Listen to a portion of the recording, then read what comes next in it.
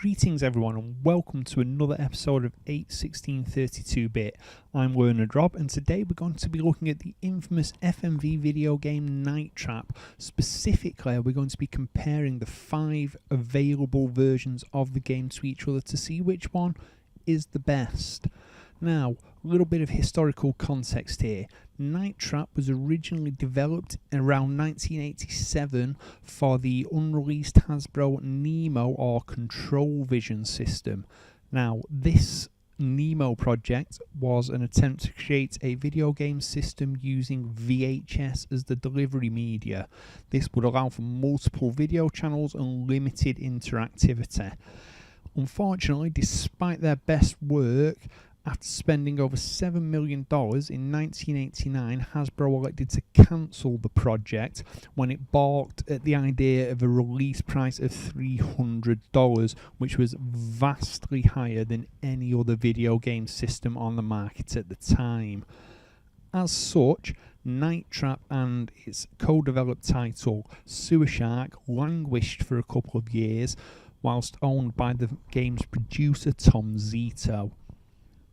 Now, with the coming of CD-ROM technology, Tom Zito saw an opportunity and moved Night Trap and Sewer Shark to the Mega CD system from Sega, which allowed for obviously CD-ROM based storage and therefore the streaming video.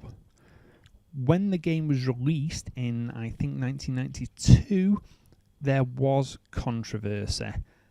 Games had never been done in full motion video before, and as such, this was a level of realism previously unseen.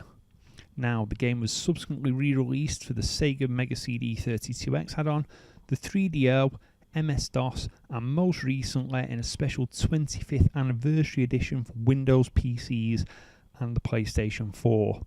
Incidentally, a Nintendo Switch version is forthcoming, making a mockery of Howard Lincoln's immortal games like Night Trap will never be on a Nintendo system. So, first up, here comes the Sega Mega CD version.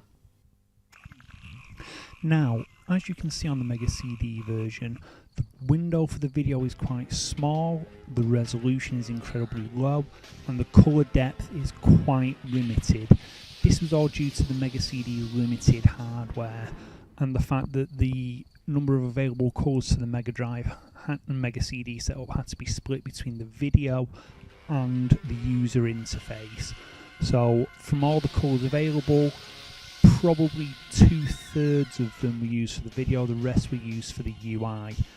But this was still, as I said, an unprecedented level of realism for a home video game at the time. This was full motion video using real actors on real sets. Now, I believe this runs at approximately 15 frames a second for the video update, but at this size, it's more than smooth enough for people to watch. The user interface here is quite simple, as you can see. And this is one of the aspects that will be improved greatly with later versions. Speaking of which, up in a moment or two will be the next version we'll look at, which will be the Sega 32X version, coming right about now. Okay, the video's got a little messed up for this when I captured it, not sure what happened, but as you can see, the video window is bigger, it is better quality. The UI also, as you can see, is better. This was achieved by using the extra power of the 32X, which could display more colours, and I'm going to guess, like many other 32X games, the base Mega Drive was used to produce the user interface, the 32X produced the video footage. Now, as you can see, there is more colour depth, but surprisingly this was far less controversial than the original Mega CD release, probably because the 32X was a much less popular system and the game didn't sell even close to as many copies by this point. Obviously the game looks a lot more real, if that's your bag, but still it's noticeably low in its colour depth. You can see the banding and stippling that breaks up the different colour grades.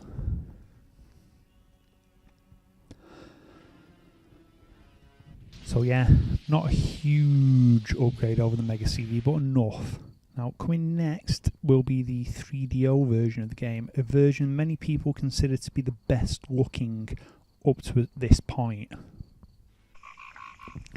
Now the UI is a colour upgraded version here, the 32Xs, and the video again sees another bump in size, quality and colour depth. Banding is much less visible, there's almost no stippling, and it's getting closer to what I would call real video quality. You're almost at VHS quality. It's not quite as good as a video CD, but again, this was another step up in terms of realism, in terms of FMV, as seen in video games. There is still some artifacting, and I believe that the video in this runs at approximately 20 frames a second, so there's an uplift in frame rate in terms of the video, which gives it a smoother appearance. Yeah, like I said, the UI is much improved, very similar to the 32X interface, which you can see clearly here in this video, which is rendered properly. You've got a little map rather than just the icons, and you've got everything just looks that bit nicer.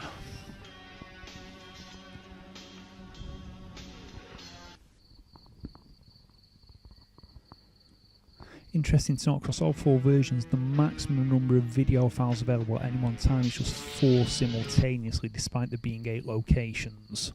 Now, onto the PC CD-ROM version. Again, a whole new redesign on the interface, and the video footage. Some people say this isn't as good as the 3DO version footage. I reckon it's just about on par, possibly a touch nicer looking with a little less banding visible in the colours. As I said, the UI's been completely redesigned here to look a little more stylish and shiny. This presumably to take advantage of the much higher resolution available to PCs.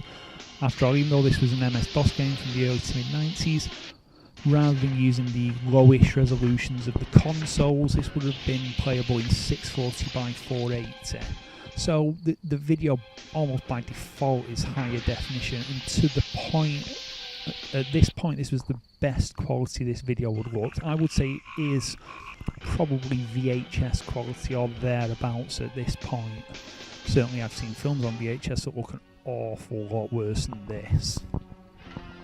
Incidentally, this was also the first version of the game I ever completed, because with the user interface, the ability to use a mouse to switch between the rooms makes it a lot quicker and easier to jump around and capture the augurs before they can do anything to any of the girls. So it made it an easier play. Again, I think the video runs at about 20 frames a second here. Now, finally, we have the latest version, the 25th anniversary release for the PC and PS4, and comes into the Switch. As you can see, this is running in lovely high definition, and the video, despite only taking up a relatively small part of the screen, looks outstanding. This is by far the best this game has ever looked. Obviously, the video size is constrained by the original source material, which was most likely 480i or 480p, and the window it displays isn't in size such. But as you can see, this is running at a full 30 FPS, I believe, for the video, and the user interface looks nice. It's been completely redesigned in Unity. You can also play the game in recreations of the various other versions of the UI, from the Mega Drive right through to the DOS version, but I prefer to play it in this nice new version simply because the developer's taking the time to do it and it looks nice. As I said, this is coming onto the Nintendo Switch soon, so it'll be interesting to see how the Switch handles it. It will presumably be able to play it just fine, but you never know. And that's it. They're your versions of Night Trap. I know how it can be, Tony. I hope you've enjoyed this video thus far. And if you enjoyed this, if you've watched any of my other videos, it'd be really nice of you to hit the subscribe button and help boost this channel. I want as many people as possible to see these videos because I enjoy making them, and I want other people to enjoy the videos as well. Don't forget you can like the video as well, and just come join us and let me know down below what you think. Tell me what your favourite version of Night Trap is. Incidentally, my favourite versions are the Mega CD version, simply because it's the original, and the 25th anniversary release because it looks the best. So this is Learner Drop saying so long.